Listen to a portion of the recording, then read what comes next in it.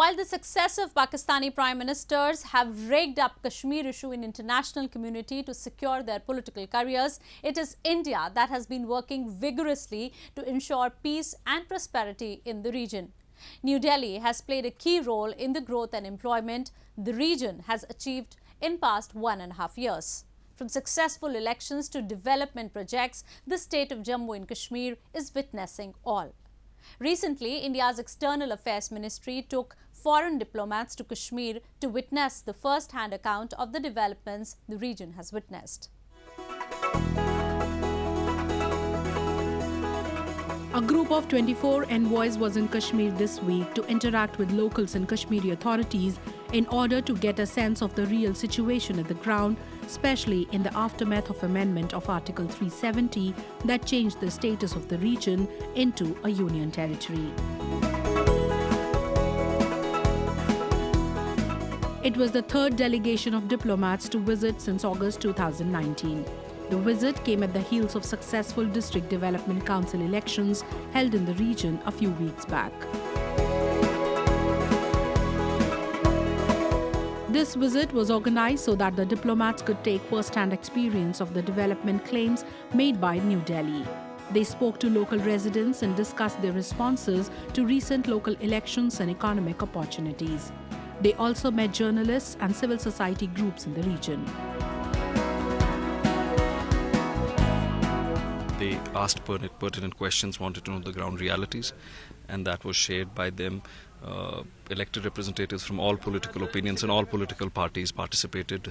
Everybody spoke about their views and constructive suggestions, and I think that was very well received. And there was a lot of interest in collaboration with a lot of European countries to address some of our governance-related issues.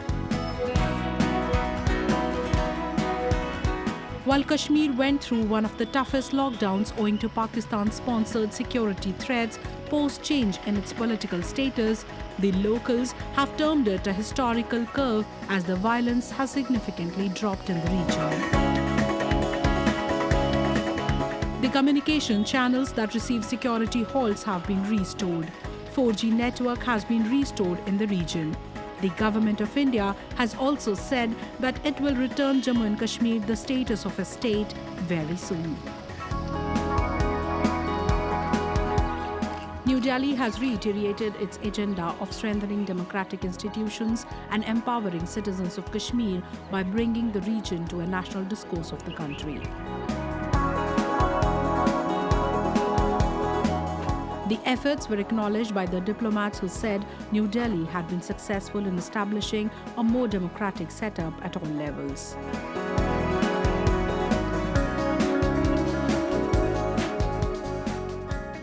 What we are realizing, let's say so, is that all what was happening the last year and a little more months is that democracy took place here.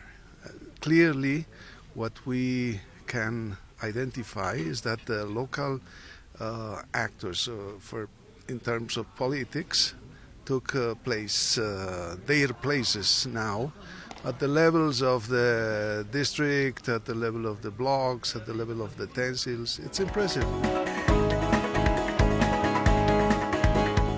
The delegates were also briefed by officials of Indian Army in Jammu and Kashmir about the consistent ceasefire violations made by Pakistan. Rattled by India's political move, Pakistan has been consistently trying to hamper peace in the region. Lately, Pakistani Army has targeted civilians to inflict a political pressure. The Government of India, however, has been undeterred by all its nefarious agendas and has been countering it at all fronts. Its key focus is development of region and its people. New Delhi had envisaged over $15 billion, highest ever for Jammu and Kashmir last year. Capital expenditure has improved significantly in the region. The government says that region will have a robust infrastructure in coming months. While entire territory has been electrified, piped water connections to 100% households is just months away. The government is also set to rope in major Indian and international firms to invest in the region in order to employ the youths. The region is also set to get light metro network soon that many have already labelled as momentous development in Kashmiri history.